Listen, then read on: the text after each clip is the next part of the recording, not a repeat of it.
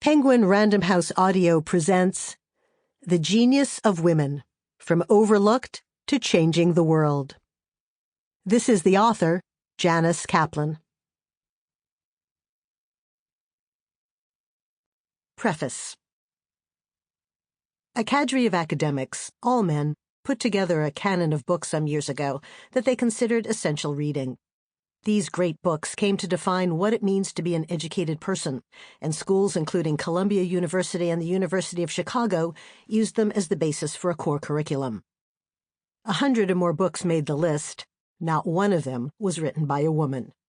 The men behind the great books sanctimoniously claimed that they chose works that contained great ideas, and they didn't care who wrote them. You don't need a PhD in psychology to know that they were fooling themselves. Our decisions about what is great and worthy and valuable are based, at least in part, on social expectations. We appraise value, whether in intellectual ideas, pocketbooks, or real estate, within a socially accepted context. For the male academics who made the list, and for so many before and since, the expectation was that men were the geniuses worth studying. My friend Michael Berland, the well-known pollster and strategist, conducted a survey just a few years ago to understand people's attitudes toward genius. Mike has been doing polls for a long time, and he is better than almost anyone at predicting results and then knowing how to use the findings to move forward. But the genius poll floored him. In one question, he asked who was most likely to be a genius, and 90% of Americans said that geniuses tended to be men.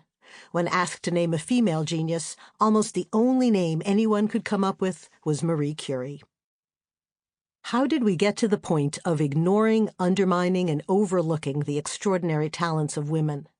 In our current era of assumedly aroused consciousness to gender issues, why do both men and women still believe that men's contributions to society are the ones that really count? In interviewing dozens of mathematicians, physicists, artists, writers, philosophers, and Nobel Prize winners for this book, I have discovered that the real issue separating men and women isn't talent or achievement or natural brilliance or hard work. It's being in the position to set the rules.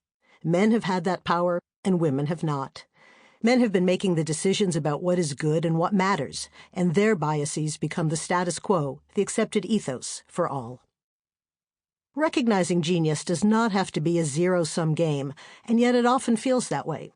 There are only so many Nobel Prizes and tenured jobs at Harvard. There is only so much space for great works in museums, and only so many authors whose works can be listed on a core curriculum. You would think that a more aroused awareness in recent years would turn a list like great books into a dated relic, but any change gets met with angry resistance. When Columbia University started revising its required reading list to include women writers like Sappho, Virginia Woolf, Toni Morrison, and Jane Austen, even some of the most liberal male professors were outraged. Sure, Virginia Woolf is worth reading, and maybe she even redefined the novel more dramatically than anyone else of her time, but which man gets dropped to make way for her? Men who feel threatened that their work and their heroes may be replaced stop being open to women's achievements. They close ranks and redefine genius. Let me put it bluntly. If you are in power and define a genius as a person who breaks new ground, affects future generations, and has a penis, then you have pretty much given the game away. You can claim that you believe in equality and judge only by performance, but you have rigged the system. Women have to be aware of how the rules are set. The definitions are never as stark as I just described, unless you read between the lines. When Donna Strickland won the 2018 Nobel Prize in Physics, she was celebrated for her groundbreaking research developing a new method of generating laser beams. She had brilliance, originality, and great accomplishments. What she didn't have was a page on Wikipedia. An entry about her had been submitted just a few months earlier, but it had been rejected by the mostly white, male gatekeepers. Wikipedia is an impressive undertaking, and I don't mean to point fingers at its failings. Catherine Mayer, executive director of the nonprofit that oversees Wikipedia, was slightly embarrassed when the Strickland story came out, but she explained that Wikipedia is simply a reflection of the world's biases, not the cause of them. The massive online encyclopedia is created by a troop of volunteers who represent the values of the society. We can and will talk about why women who have different talents than men miss out on the world's applause. But the missing page revealed an even more flagrant problem.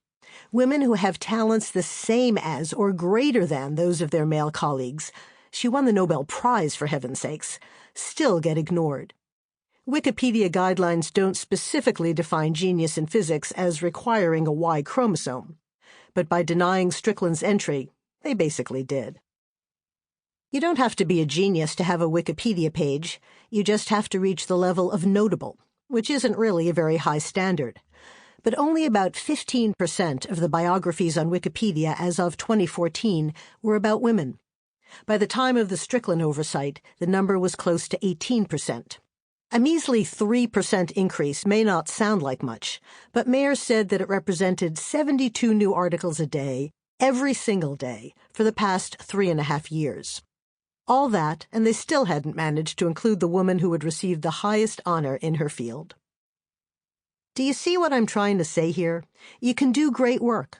You can be a genius in your field, but the forces of established power can still rule against you.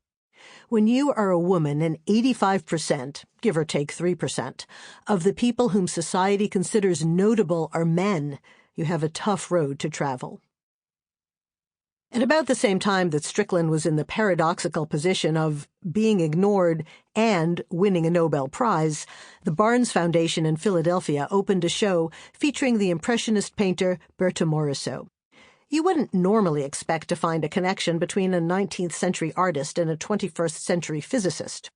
But the issues that genius women face have remained constant through the generations.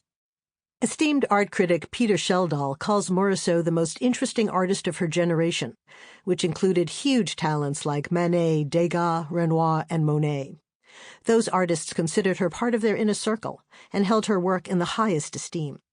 But others were less interested in the powerful form and meaning in her work than in whether Manet, who painted her often, was also in love with her. She ultimately married his younger brother.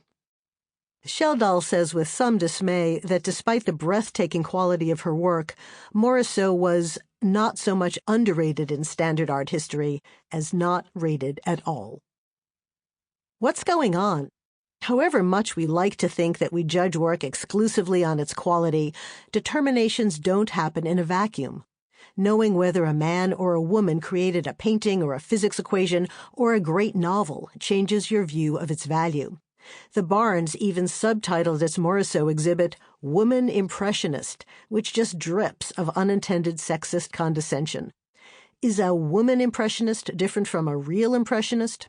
Critic Schjeldahl waggishly imagined a parallel case where an exhibit would be called Georges Braque, Man Cubist. The suggestion makes you laugh because it would never happen. Nobody dreams of mentioning gender when great work is done by a man. You note it when the genius is a woman because, well, darn, isn't it amazing? Morisot may be a creative genius, but from the perspective of a male-centered art world, she's just a girl with a brush who happens to paint like the big boys. There's an old saying that a fish doesn't know it lives in water. And why would it? Whether you're fish or fowl, live in a city or suburb, your everyday surroundings become invisible. You don't know anything else. Your current situation seems like the only possible reality. It's similarly difficult for most of us to realize that we live in a world where men's judgments and perspectives are the very air we breathe, or the water we swim in. I find myself in many conversations lately with men who have been left slightly confused by the Me Too movement. They understand blatant offenses and have always been respectful of boundaries, but they don't understand being asked to give up what one man described to me as the dance, opening a door for a woman, paying for her dinner, giving her a compliment.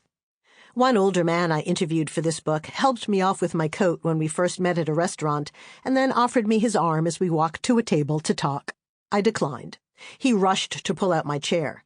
Honestly, I'm a grown-up. I have managed to sit down for many years without help. Many women don't mind the dance at all, and letting a man take control and help with a few little things may seem like a reasonable way of living in an unequal world. But you have to be aware of the ramifications. Giving away your power changes how your work and achievements are seen. You are no longer an equal. You are woman impressionist, or woman writer, or woman whatever. The man who pulled out my chair. Sample complete.